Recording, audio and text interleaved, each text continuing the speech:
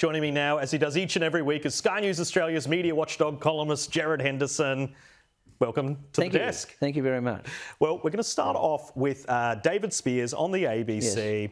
This photo, it's become almost an infamous photo now, talking about press standards and everything. But let's see how David Speers introduced this image on the ABC. You mentioned the image of the young boy, and I want to show it, and a warning that it is distressing, it is confronting to any viewers who might be concerned, but a lot of people will have seen it. This young boy, there are various images of him. It has been very powerful. It clearly has stirred a lot of global reaction. I mean, how have these sort of images made you feel personally? Well, it's not just that image, but many of them just break your heart. That's an innocent young boy, and for anyone with any sense of humanity, you have to be moved by that. What are your thoughts on that? Well, it would have been the executive producer's, Samuel Clarke's decision to put the photograph up. But when I first saw it, even on Sunday morning, it didn't look right because the mother looked too well and the boy was obviously very ill. So I would have thought that a professional journalist would say, well, let's hold on that photograph, particularly if you got the Prime Minister in the room, who then comments on it, although he did mention it first, but then he comes back and comments on it. And it was not long after that it became evident that it didn't relate to the current situation in Gaza. So it's a very serious error, but I mean, I had a look just before I came in here at the ABC's corrections and clarifications, and that's all it says for the week, and that's not the issue. So the ABC has not clarified it, has not corrected it. The New York Times has, some other newspapers in Australia have made certain corrections. But the ABC, not only insiders, it would seem, we'll see on Sunday whether they do correct it, but also ABC media watchers are basically defending what they did. So the issue is that the child has cerebral palsy. Yes. So the manifestation of his gaunt presence in that photo is not from starvation. And if you see the full frame, his brother, who's a little bit older, looks quite healthy for a young boy. So obviously there's a problem, a very serious health problem with this boy, but it doesn't relate to what's going on with food distribution in Gaza. But someone should have, I mean, these days we know that you check photographs like that because you don't know where they come from.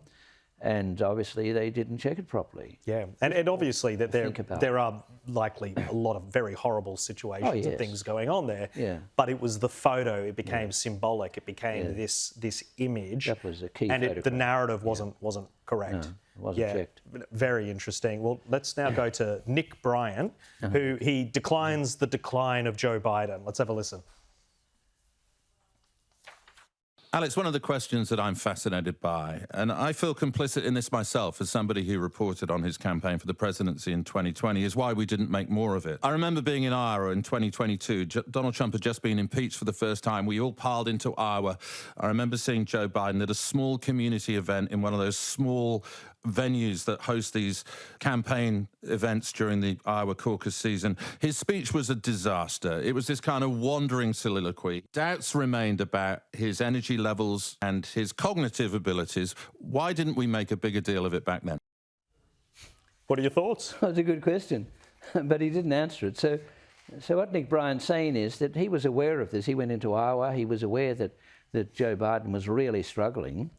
And now he asked the listeners on his Saturday Extra program as to why he behaved the way he did behave. Well, he was obviously didn't want to be criticising Biden, but he was obviously hiding something that he knew. So he had in there the two authors of Original Sin, and he didn't really ask Jack Tapper any tough questions either, as Megyn Kelly did on her podcast. And he actually apologised Tapper apologised for what he'd said about Sarah Trump.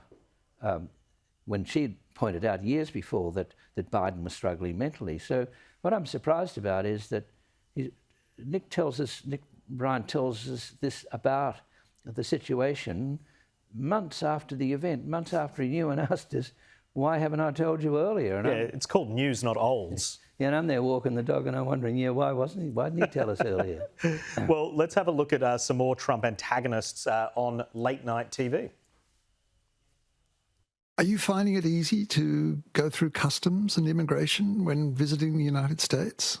Are they stopping you? Are they quizzing you? I was terribly disappointed, I have to admit. I was going over in May, just on a family trip with my siblings. And I was kind of sure, because I've been doing a lot of online stuff as well, for the New York Review, and then it's all about, resistance to Trump and all that, And no, they just let you in. They're gonna, and I thought, and actually I have to confess, I was almost disappointed. I was just waved through. I wasn't asked any questions. I thought, am I not important enough to be harassed?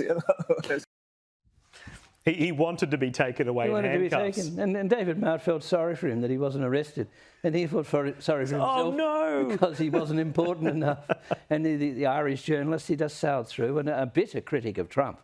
And obviously no one reads the New York Review of Books, it would seem. Trump probably has no idea who this guy is. I don't have any idea. But you can imagine someone entering modern-day Russia and wanting to be picked up at the gates and interrogated, or modern-day China or Iran or somewhere. It's so crazy. But in the Trump authoritarian dictatorship, if you don't get arrested, and you're an Irish journalist and you complain about it, and David sort of mars on your side saying, pity you didn't get arrested, Gerard Henderson, thank you so much for your time, as always.